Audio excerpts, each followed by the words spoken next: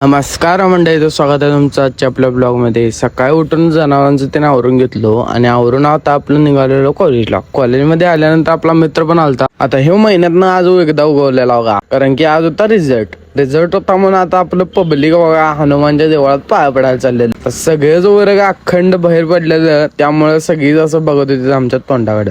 मग त्यानंतर लगेच मंदिरात आलीत आणि देवाच्या पाया पडायला लागले. बघा पाया पडून झाल्यानंतर लागायला घ्या आपला रिझल्ट.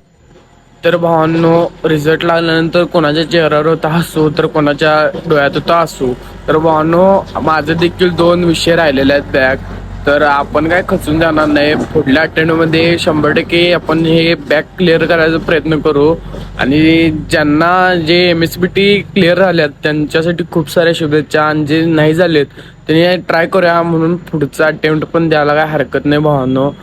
तुम्हाला देखील तुमच्या घरातले आता म्हणत असतील, बाबा त्यो तुझ्या वर्गातलाच होता, त्याचं राहिलं नाही, तुझं विषय राहिलं, त्याला एवढे टक्कर पडले, तुला एवढं कसं काय कमी पडले. तर भावना असं काय नाही. तुमच्या अंगात जी कला आहे ते त्याच्या अंगात नाही, आणि त्याच्या अंगात जी कला आहे ती तुमच्या अंगी नाही. तर 100% भावांनो, तुम्ही तुमच्या क्षेत्रात टॉपला राहा. भावांनो, दाखवून द्या जगाला आपण पण आपल्या क्षेत्रात टॉपला आहे आणि टॉपलाच राहणार.